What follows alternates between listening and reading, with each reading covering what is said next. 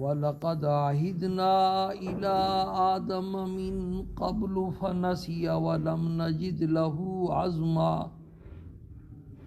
وَإِذْ قُلْنَا لِلْمَلَائِكَةِ اسْجُدُوا لِآدَمَ فَسَجَدُوا إِلَّا إِبْلِيسَ أَبَىٰ فَقُلْنَا يَا آدَمُ إِنَّ هَٰذَا عَدُوٌّ لَّكَ وَلِزَوْجِكَ فَلَا يُخْرِجَنَّكُمَا مِنَ الْجَنَّةِ فَتَشْقَىٰ۔ حضرت آدم علیہ السلام کا تذکرہ ہو رہا ہے،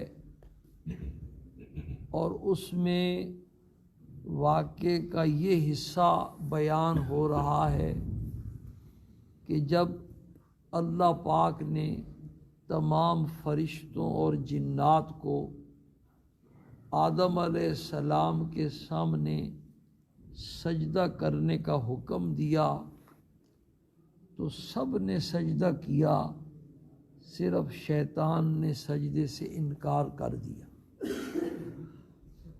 اللہ پاک نے اس سے پوچھا کہ تجھے سجدہ کرنے سے کس چیز نے روکا؟ تو بجائے معافی مانگنے کے اس نے آگے سے حجت بازی شروع کر دی، جس کا نتیجہ یہ ہوا کہ ہمیشہ کے لیے اللہ پاک نے اس کو راندہ درگاہ بنا دیا، اور اس کے جتنے نیک اعمال تھے ان سب کو ضائع اور برباد کر دیا، اور اپنے دربار سے اس کو نکال دیا کہ یہاں سے نکل جو پہلے اللہ کا بڑا مکرم تھا۔ تو اس میں ہمارے لیے عبرت کی بڑی اور نصیحت کی بڑی باتیں تھیں، وہ ساری آپ نے سنی۔ اس دن جہاں بات چھوڑی تھی وہ یہ تھی کہ شیطان کو جب نکالا جا رہا تھا تو جاتے جاتے اس نے اللہ پاک سے ایک دعا مانگی، اور دعا بھی ایسی عجیب و غریب مانگی کہ جو آج تک کسی نے مانگی نہیں اور کسی کو ملی بھی نہیں۔ رب انذرنی الی یوم یبعثون، اے اللہ میرا مقابلہ اس آدم سے اور اس کی اولاد سے ہے، اور انہوں نے تو قیامت تک رہنا ہے، اور میری موت اگر جلدی آ گئی تو پھر تو مقابلہ کیا ہوا؟ مقابلے کا مزہ تو تب آئے گا کہ جب تک یہ ہے میں بھی اس وقت تک رہوں، مجھے قیامت تک لمبی زندگی عطا فرما۔ یہ عجیب و غریب دعا مانگی، اور اس کی یہ دعا بھی قبول ہو گئی۔ ایسی دعا کہ جو اللہ نے انبیاء علیہ السلام کو بھی عطا نہیں فرمائی۔ موسیٰ علیہ السلام کا واقعہ بڑا مشہور ہے کہ ملک الموت انسانی شکل میں ان کے پاس آیا، انہوں نے پوچھا کون ہو؟ کہتا ہے میں ملک الموت ہوں اور تمہاری جان نکالنے آیا ہوں۔ تو علیہ السلام نے ایک لگائی، جلالی پیغمبر تھے، بخاری شریف کی حدیث ہے، ایک لگائی ایسی لگی کہ وہ قبطی کو مکہ مارا تھا تو اس کی تو جان ہی نکل گئی تھی، اس کی جان تو نہیں نکلی پر ایک آنکھ ضائع ہو گئی۔ تو ملک الموت اللہ پاک کے پاس پہنچے کہ آج آپ نے عجیب آدمی کے پاس بھیجا ہے، یوں مرنا ہی نہیں چاہتا۔ تو اللہ پاک نے ارشاد فرمایا کہ جاؤ، اگر وہ مرنا نہیں چاہتا تو اس کو بولو کہ بیل کی پشت پر ہاتھ رکھے، اور اس کے ہاتھ کے نیچے جتنے بال آئیں گے ہم اس کی عمر میں اتنے سالوں کا اضافہ کر دیں۔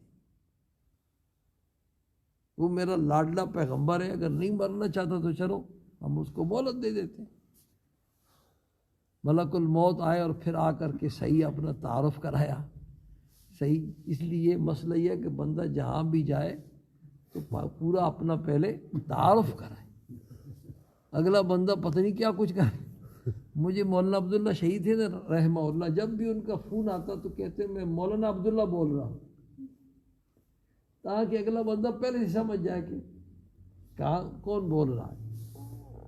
تو تعارف کرایا ملک الموت نے اور اللہ کا پیغام پہنچایا کہ اللہ پاک یہ فرما رہے ہیں بھائی کہ اگر تم رہنا چاہتے ہو دنیا میں تو ہاتھ رکھو بیل کی پشت پر، کتنے ہاتھ کے نیچے بال آئیں گے، اتنے سال ہم بڑھا دیں گے، موج کرو. موسیٰ علیہ السلام نے پوچھا کہ پھر کیا ہوگا؟ ملک الموت نے کہا پھر موت.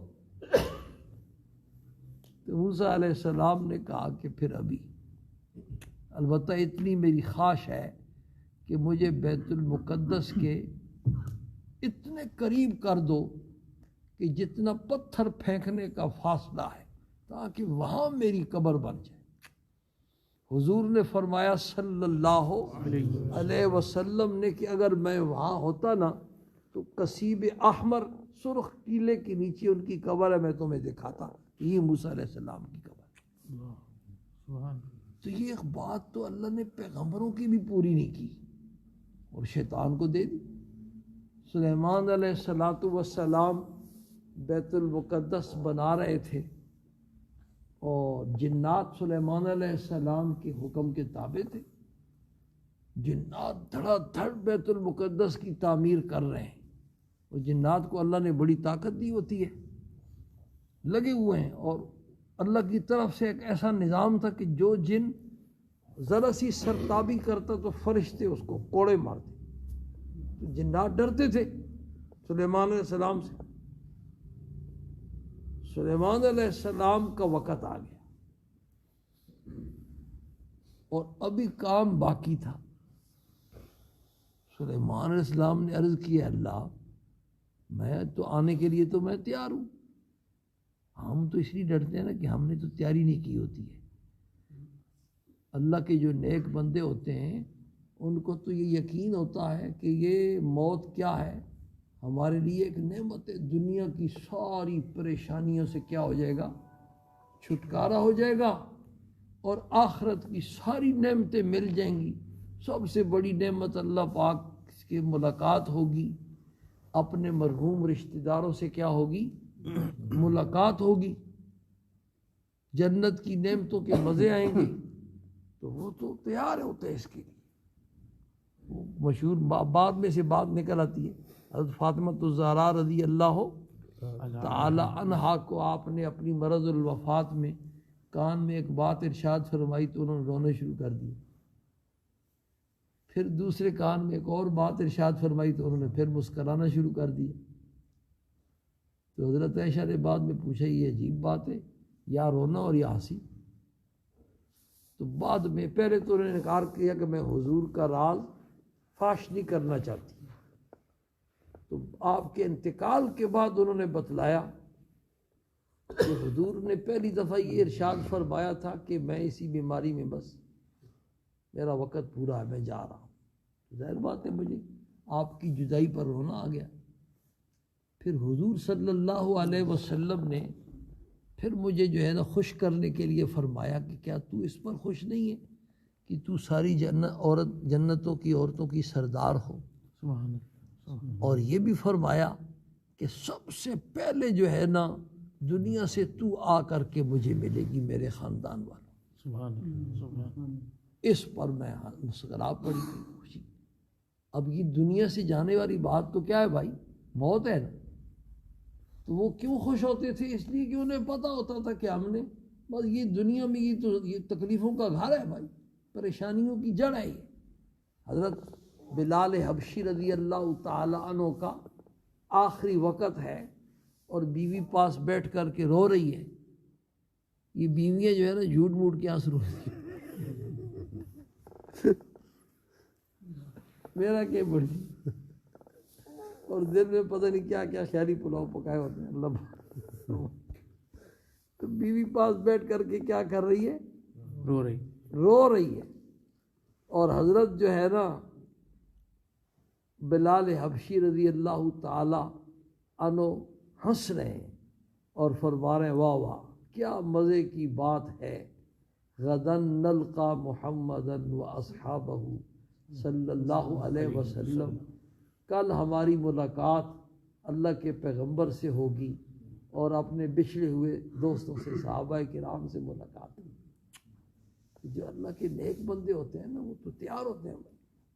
تو سلیمان علیہ السلام نے بھی عرض کی اللہ میں تو آنے کے لیے تیار ہوں، لیکن یہ جنات میرے تابع ہیں، یہ تو بھاگ جائیں گے کام، جب میں مر گیا تو بس کام ختم۔ پھر آدھی مسجد جنات نے بنائی ہے، آدھی انسان بنائیں گے، پتہ نہیں کیسی بنے گی۔ اللہ نے فرمایا کہ اس کا حل ہے، آنا تو تجھے ہے، موت اپنے وقت پر کیا کرے گی، آ کر کے رہے گی، لیکن ہم اس کا حل آپ کو بتاتے ہیں۔ آپ ایک شیش محل بنائیں اور وہ شیش محل بنا کر کے ایک لاٹھی کے سہارے میری عبادت میں کیا ہو جائیں، مشغول ہو جائیں۔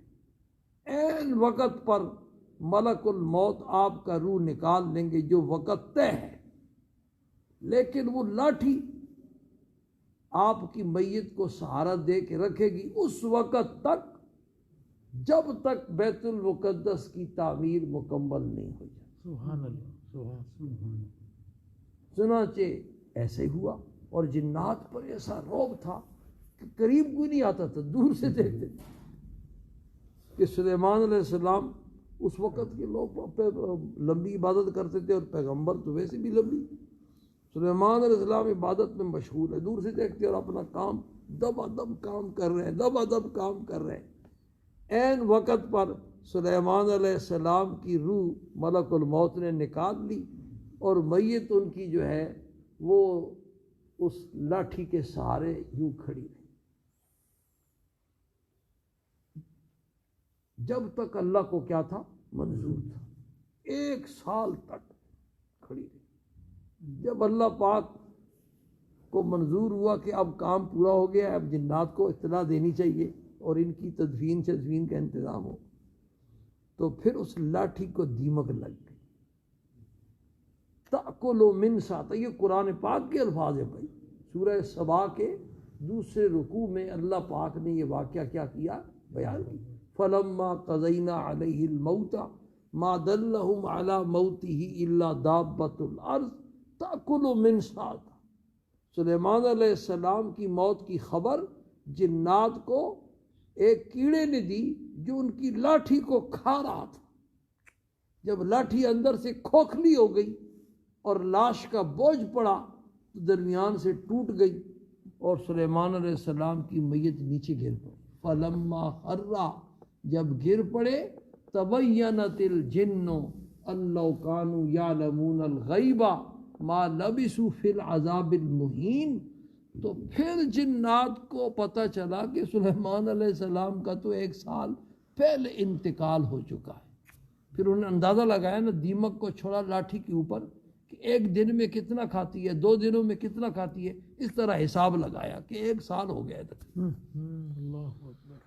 تو ان پر یہ بات واضح ہو گئی، بھئی لوگوں میں ویسے ہی مشہور ہے کہ جنات کو غیب کا علم ہوتا ہے۔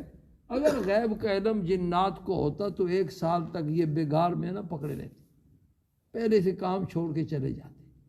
تو بات اس پر میں کر رہا تھا کہ شیطان نے کیسی عجیب و غریب دعا مانگی جو اللہ نے نبیوں کو بھی نہیں دی، اور شیطان کو کہا انک من المنظرین الی یوم الوقت المعلوم، تجھے مہلت ہے، قیامت تک تو نہیں جتنی تو کہہ رہا ہے، لیکن قیامت سے کچھ پہلے تک تجھے مہلت ہے، جو دل ہے۔ شیطان کی بڑی لمبی عمر، اس پر بات چلی تھی اس دن، یہاں تک بات پہنچی تھی بھائی کہ اس میں ہمارے لیے کیا بات ہے عبرت کی اور نصیحت کی، کہ دعا کی قبولیت کے لیے نیک ہونا کوئی شرط نہیں ہے، دیندار ہونا، متقی ہونا، پرہیزگار ہونا، تقوی دار ہونا، یہ شرط اللہ نے دعا کی قبولیت کے لیے نہیں رکھی۔ اس دن ساری بات اس پر ہوتی رہی کہ اللہ کو پتہ تھا کہ یہ میرے کمزور بندے ہیں، اور 14ویں صدی نے بھی آنا ہے جس میں موبائل جیسا شیطانی آلہ بھی آئے گا، ٹی وی بھی آئے گا، VCR بھی آئے گا، نیٹ بھی آئے گا، سوشل میڈیا بھی آئے گا، عورتیں بھی گھروں سے بے پردہ نکلیں گی، عورتوں کی تصویریں بھی لوگ لٹکائیں گے، تو یہ بیچارے کہاں بچ سکتے ہیں۔ ملاوٹ بھی یہ کریں گے اور بھی دھوکہ فراڈ بھی کریں گے، ملازم جو ہے نا کام چوری بھی کریں گے، تنخواہیں پوری لیں گے اور کام جو ہے نا پورا نہیں کریں گے، دیر سے جائیں گے اور وقت سے پہلے اٹھ کے آ جائیں گے، رشوت بھی لیں گے، سود میں بھی ملوث ہوں گے، یہ سارے کام کریں گے۔ تو اللہ پاک اگر شرط لگا دیتے کہ مجھ سے وہ مانگ سکتا ہے جو پرہیزگار ہوگا، تو پھر کون مانگنے والا ہوتا؟ دعاؤں میں ایک دعا گناہ کی معافی والی بھی ہے نا بھائی، اے اللہ میرے گناہ معاف کر دے۔ تو اگر یہ شرط ہوتی کہ دعا وہ کر سکتا ہے جو گناہوں سے 100% بچنے والا ہے، تو پھر یہ گناہ کی معافی والی دعا کون کرتا؟ مولانا رومی رحمہ اللہ نے اس کی مثال لکھی، اس کی تو ایسی مثال ہے کہ کپڑا ناپاک ہے تو وہ کہتا ہے میں تو سمندر کے قریب نہیں جاتا، میں ناپاک ہوں، میری وجہ سے سمندر بھی ناپاک ہو جائے گا۔ تو بھائی تیرے تو پاک ہونے کا ایک ہی ذریعہ ہے، سمندر کو اللہ نے ایسا بنایا ہے کہ تو آئے گا تو وہ تجھے بھی پاک کر دے گا اور خود بھی ناپاک نہیں ہوگا۔ حضرت مولانا عبدالحی عارفی، ڈاکٹر عبدالحی عارفی رحمہ اللہ ایک بڑی پیاری مثال دیتے تھے، کہتے تھے بھائی پوری وہ کراچی میں رہتے تھے، کہتے پوری کراچی والوں کا فضلہ ان کی گٹر لائن کہاں جا کے گرتی ہے؟ آخر میں سمندر میں جا کے گرتی ہے، اور کب سے گر رہی ہے، لیکن کیا کوئی سمندر کا ذائقہ بدلا ہے؟ اس کا رنگ بدلا ہے؟ بو بدلی ہے؟ وہ ناپاک ہوا ہے؟ سمندر کی ایک معمولی سی موج آتی ہے اور سارا فضلہ غائب ہو جاتا ہے۔ اللہ پاک کی رحمت والا جو سمندر ہے نا، وہ تو غیر محدود ہے۔ یہ کراچی والا سمندر اور دنیا میں جو سمندر موجود ہے نا، یہ بہت بڑا ہے۔ ایک حصہ خشکی ہے اور 3 حصے سمندر ہے۔ ایک حصہ کیا ہے؟ خشکی، اتنا بڑا، لیکن پھر بھی محدود ہے نا۔ اللہ کی رحمت والا سمندر تو بھائی کیا ہے؟ غیر محدود ہے۔ اور ساری کائنات کے انسانوں کے جو گناہ ہیں نا، وہ کیا ہے؟ محدود ہے۔ اللہ کی رحمت کا سمندر غیر محدود ہے اور ساری کائنات کے انسانوں کے گناہ کیا ہیں؟ محدود ہیں۔ تو ساری کائنات کے انسانوں کے گناہ معاف کرنے کے لیے اللہ کی رحمت والا جو سمندر ہے نا، اس کی ایک موج نہیں، اس موج کا ایک چھوٹا سا چھینٹا جو ہے نا، وہ بھی کیا ہے؟ کافی سارے۔ اور یہ حدیث شریف سے ثابت ہے۔ اللہ پاک انسان کو مخاطب کر کے کہتے ہیں انسان تو اگر اتنے گناہ لے کر کے آئے نا کہ تیرے گناہوں سے یہ زمین و آسمان والا جو خلا ہے وہ کیا ہو جائے؟ پر ہو جائے، تو میں تیرے گناہوں سے دگنی رحمت لے کے تیری انتظار میں، تو آ تو صحیح۔ سبحان اللہ، سبحان اللہ۔ تو مولانا رومی فرماتے ہیں ہماری مثال تو ایسی ہے بھائی، جیسے ناپاک کپڑا کہتا ہے کہ میں سمندر کے قریب کیا نہیں جاتا ہوں کہ میری وجہ سے سمندر ناپاک نہ ہو جائے۔ بھائی تم کیا پدی اور کیا پدی کا شوربہ، تم کیا اور تمہارے گناہ کیا۔ اللہ پاک کی رحمت جو ہے غیر محدود ہے، وہ ہمارے تصورات سے بھی کیا ہے؟ بالا ہے۔ تو میں یہ عرض کر رہا تھا کہ اللہ نے دعا کے قبول فرمانے کے لیے نیک ہونے کی شرط نہیں لگائی۔ اس کو پتہ تھا کہ انسان بڑا کمزور ہے، عاجز ہے، اس سے گناہ ہونے ہیں، اس لیے اس نے کہا جو بھی آئے گا، جو مجھ سے مانگے گا خلوص سے، میں اس کی دعا بہرحال کیا کروں گا؟ قبول کروں گا۔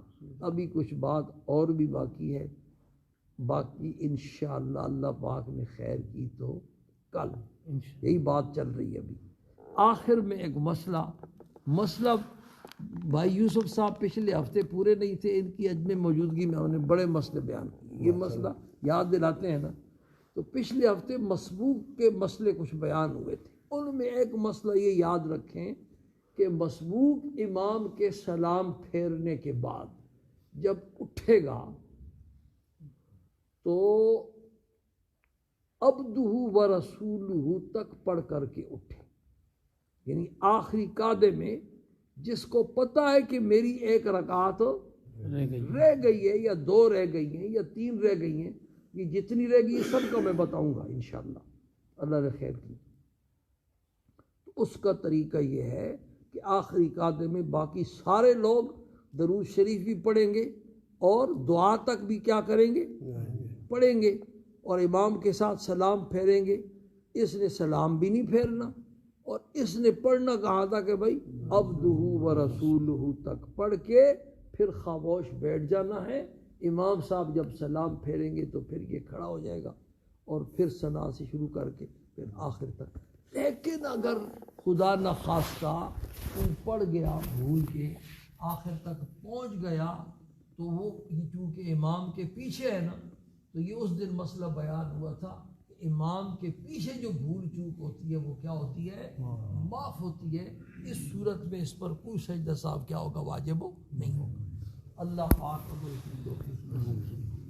الحمدللہ